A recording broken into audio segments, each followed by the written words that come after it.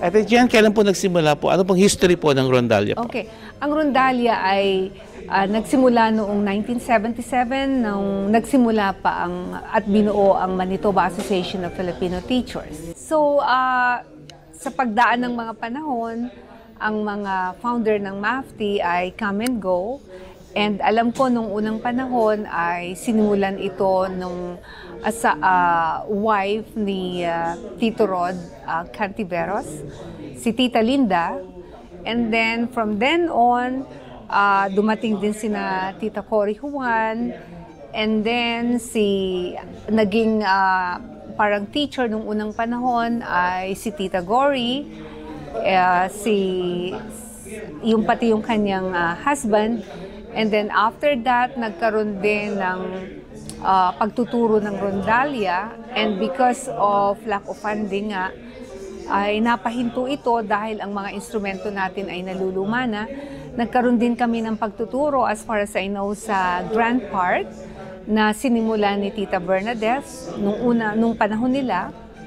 And then napatigil talaga at wala ng instrumentong magamit. So nung nagkaroon naman ng grant application sa community ang sports culture and heritage na ibinibigay sa komunidad ay hindi ko to ipinalampas dahil sabi ko ngayong diriwang tayo ng 45th milestone anniversary ng MAFTI, walang pinakamagandang gawin kundi i-celebrate muli ang ating nakaraan, ang ating heritage, ang ating kultura. At dahil sa nagbibigay ang gobyerno ng funding, ay sumulat ako ng application grant. So, at masayang-masaya ako nang lumabas ang resulta na binibigyan ang MAFTI ng $25,000 para bumili ng mga equipments. And then ngayon nga, sabi ko ay in line with this, magkaroon na rin ng concert para ma-involve ang community at ma-share natin kung gaano kaganda ang ating musika. And instead of us going to the Philippines, yung mga youth, lalo na yung pinanganak dito, they will appreciate the culture, dadalhin natin dito. Dahil pag pumunta sa Pilipinas, medyo magastos pa yun eh. Dito natin sisimulan. At ayan na nga po, nagkaroon tayo ng audition sa mga members, sa mga tao na naging parte ng MAFTI, ng Manitoba Association of Filipino Teachers, yung mga tao at miyembro na tumutugtog na o mahilig sa instrumento ng strings instrument, katulad ng bandurria, octavina, laud, at mga itong bass guitar. So, and then after that, nagsimula naman tayong kumuha ng mga musical director, ng mga kung ano-ano na. At ito nga po, nagsimula na tayong mag-ensayo, mag-practice at aming ipalalabas ang concert ngayong darating na November 2024. At inaanyayahan ko ang lahat, ikaw din Aldous, Yes, huwag kang po. mawawala doon. Manood tayo ng Rondalia concert. Good afternoon, everyone. My name is Marverick Hiramis po. I'm the musical director of the MAFTI Rondalia, the one you're hearing in the background right now. The MAFTI Rondalia still continues to perform during events, mga Heritage, Independence Day. Rondalia still performs, but eventually, over time, magkakawala yung mga members, walang nagdadala. So, yeah, na parang nag-thin out, nag-fade.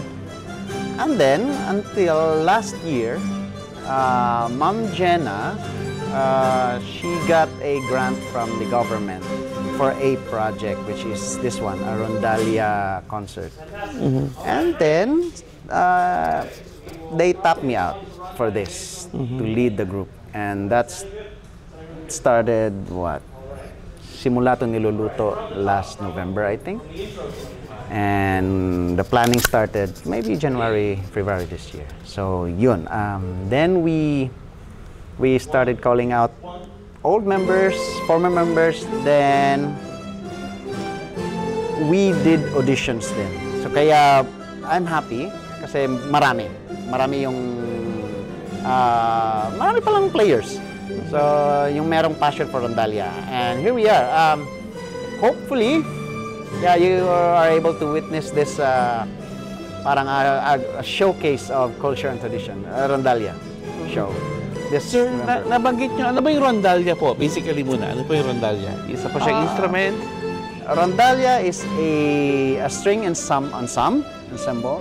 This is Philippines, but this has gone through a lot of changes and influences, most specifically from the Hispanic influence. There are so many versions of this. Like, it started as harana, a group of young people doing harana during the Spanish occupations. There's also a version that it is a what? It is similar to the Mexican versions of the murga, estudiantina, those who perform in the school, in the street. So this is the Rondalia is our own version of those. Ronald Mervin Season. Ako yung director for this Bandurria concert. Okay po, nabanggit nyo yung concert Rondalia po. concert, sorry. Yes, Rondalia concert. Rondalia Nabanggit nyo po yung Rondalia concert. Ano po yung expect po natin sa kailan at sa mga group po natin? So the idea was parang yung Rondalia kasi, yung tunog ng Rondalia, ito yung sounds of home. Diba? Ito yung naririnig natin sa plaza, naririnig natin sa Pilipinas. Ito yung ating traditional string instruments. So ang gusto natin was dalhin tong tunog na to dito sa Winnipeg. Right? We wanted to play the sounds of home so that, you would be reminded of home. Ang ganda po ng yung vision po ninyo, Sounds of Home po. Yes. So, Sounds of Home meaning to say ano po yung expect po natin sa Sounds of Home po natin? So ma-expect mo yung traditional instruments, yung laud, yung bandurria, right? Yung bass guitar. And then yung mga pieces na Tagalog, right? They'll do Zamboanga, Laron Sinta, yung mga kundiman pieces. Pero meron rin tayong mga contemporary at mga standard pieces na gagawin. Pero all of them will be played by the Rondalia group. Merong konting supplement na piano, merong violin, right? Pero yeah, mostly it will be the Rondalia performing. So yeah. So, naririnig ko po sa background niya, it's mostly folk songs, Talagang binabalik That's right. talaga ulit, yung ating kultura, dito sa Winnipeg. From Philippines going to Winnipeg. Sir, ano po yung mga preparations po ninyo po bilang musical director? So, artistically, so rehearsals have been going on since February, early February, right? Kasi first of all the instruments are new. Lahat ng instrumento in order, custom-made sa Pilipinas, and then shinip dito, right? Through the grant na nakuha ni Miss Jenalyn Tan via MAFTI. And then after that, lahat ng mga instruments in-assign sa mga gusto mag-play or gusto matuto ng instrumento na yon. Yun. And then nampisa na yung rehearsals, right? So namili na ng pieces for the concert, the piece sequence. Of course, nag-evolve pa rin yun kasi dagdag natin to, tanggalin natin yon, palagay natin yon. So that's all part of putting the program together. Yeah, and then as you can hear, right, this is what you will hear when we do the concert. Yeah, so preparations are ongoing up until the day of the concert itself. Our players will be continuing to sharpen their craft. Napakasaya at napaka-grateful po namin. Andito po kami na papakinggan first hand yung ating mga pieces. Sir, final words po, anong nagbibigay sa inyo na excitement about this concert, upcoming concert? Well, there's a lot to be excited about. Kasi originally, yung MAFTI Rondalia, ang story niya is na-establish siya noong 1977, right? By yung then president ng MAFTI, si Rosalindon Cantiveros. Tapos, over 20 years, dahan-dahan nag-evolve siya to become the actual MAFTI Rondalia ng 90s. Nung pumasok na yung early 2000s, slowly parang nagte-taper off na yung activity ng Rondalia. Until recently, we're resurrecting it, right, through this grant. So, even here in Winnipeg, there is about 30 years of tradition, 40 years of tradition behind this, right? And this concert means a lot of things. This concert means the sounds of home. This concert means honoring all those people who started the Mafti Rondalia back in the 70s, right? And, rekindling the fire na inumpisa nila, right? For a new generation today. This means connecting with the Filipino community who have never heard the Rondalia here in concert.